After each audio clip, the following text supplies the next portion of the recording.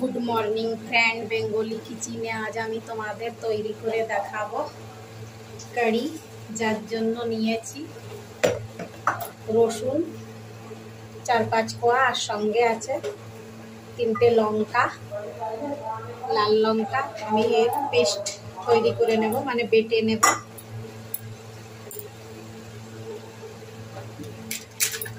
একটা পাত্রে আমি বেসন নিয়ে নেব।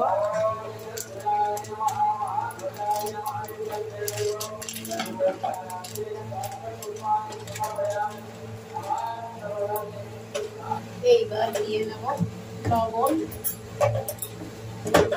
আর হলুদ। আগে দিয়ে নেব হলুদ, এবার দেব লবণ,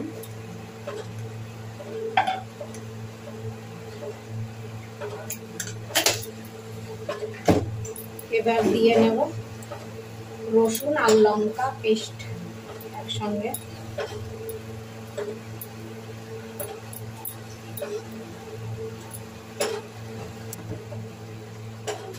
অল্প অল্প জল দিয়ে পেস্ট তৈরি করে নেব, মানে ঘোল তৈরি করে নেব।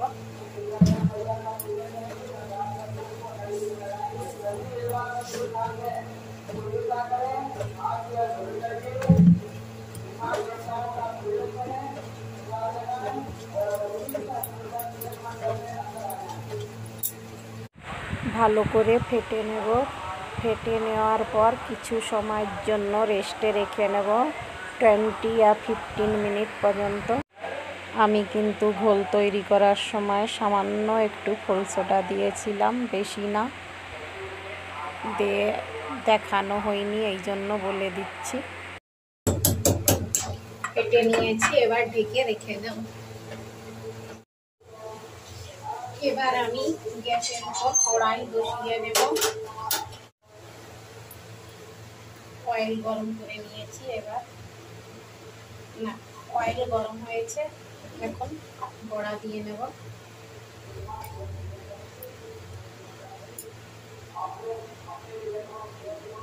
এইভাবে আমি একটা একটা বড়া দিতে থাকবো।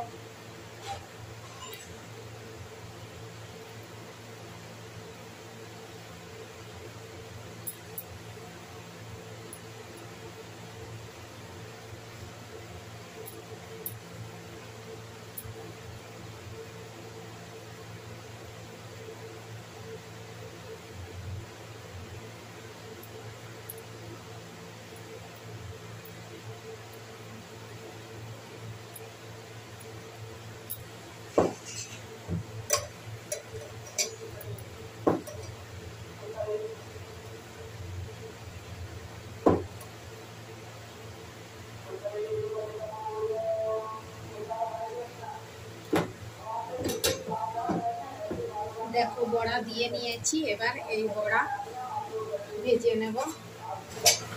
বড়া ভেজে নিয়েছি, এবার নামিয়ে নেব।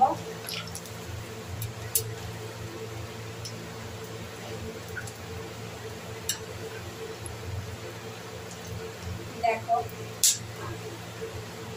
এইভাবে প্রত্যেকটা বড়া তৈরি করে নেব। এইভাবে পুরোটা ঘোল দিয়েই বড়া তৈরি করে নেব। এবার নামিয়ে নেব।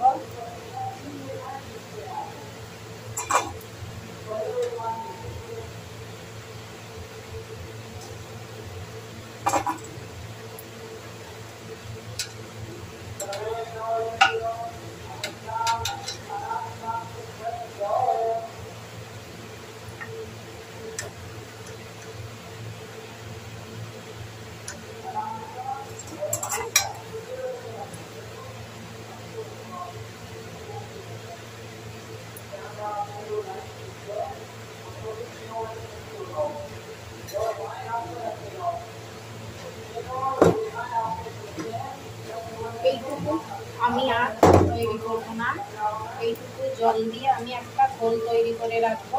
একটু এই ঘোলটা আমি কারি বানাতে গেলে ওর ভেতর এই ঘোলটা দিয়ে দেব। এই ঘোল আমি কারি বানাতে গেলে দিয়ে নেব, এটুকু আলাদা করে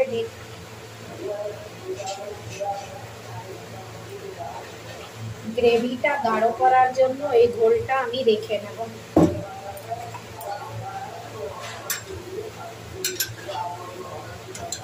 আগে আমি টক দইতে একটু লবণ দিয়ে নেব,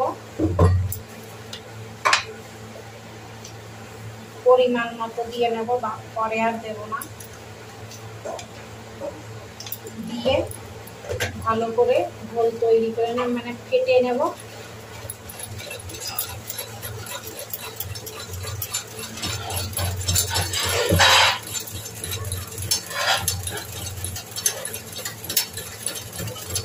আমি গ্যাস অন করে পাত্রটা বসিয়ে নেব। আর এইদিকে আমি ঘোলের ভেতর একটু হলুদ দিয়ে নেব,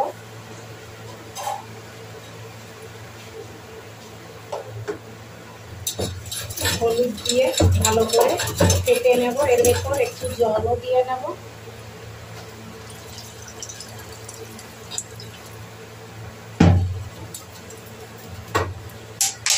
এইবার দিয়ে নেব অয়েল সামান্য একটু,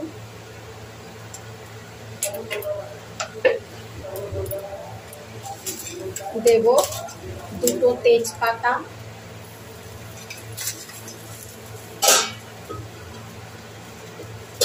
দেব দুটো শুকনো লঙ্কা,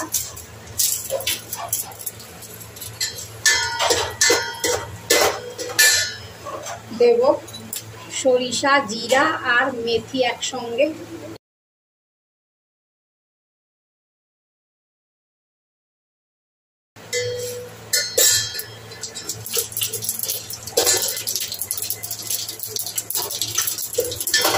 এবার দিয়ে নেব ডিম।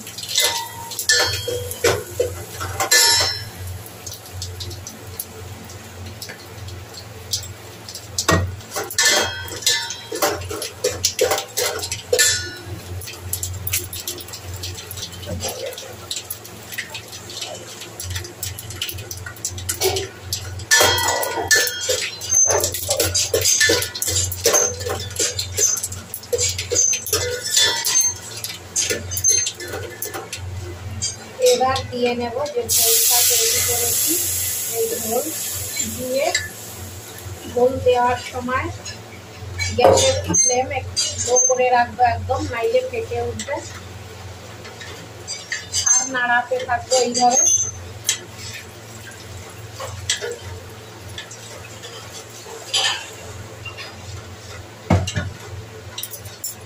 আরো একটু জল দিয়ে নেব, নাইলে বড়া দেওয়ার পর এটা কিন্তু গাঢ় হয়ে যাবে।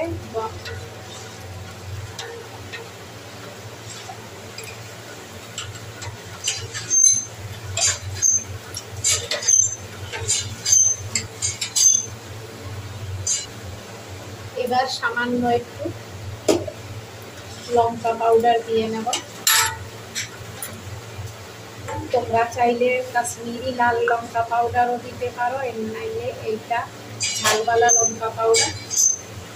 যারা ঝাল খেতে পছন্দ করো, একটু টক টক ঝাল ঝাল ভালো লাগবে, এই জন্য দিয়ে নেব।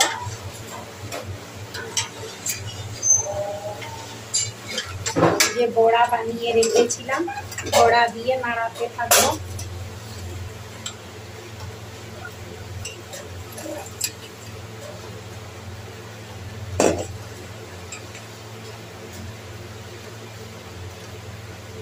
নাড়ানো কিন্তু বন্ধ করা যাবে না, এইভাবে নাড়াতে থাকতে হবে।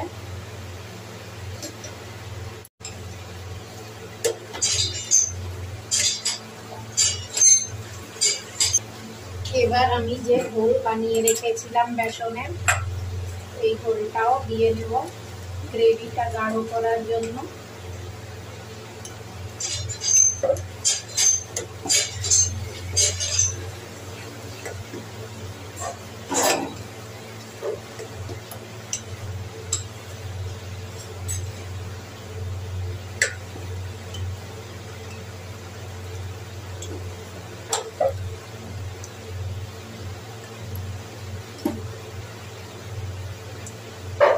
এইভাবে নাড়াতে থাকবো।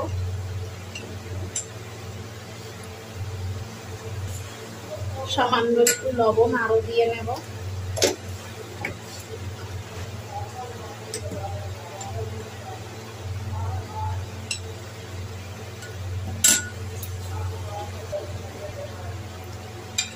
রান্না করে নিয়েছি, এবার নামিয়ে নেব। দেখো হয়ে গিয়েছে, বড়াগুলো সব গলেছে। এখন নামিয়ে নেব, নাইলে বড়াগুলো ভেঙে একসঙ্গে গুলিয়ে যাবে।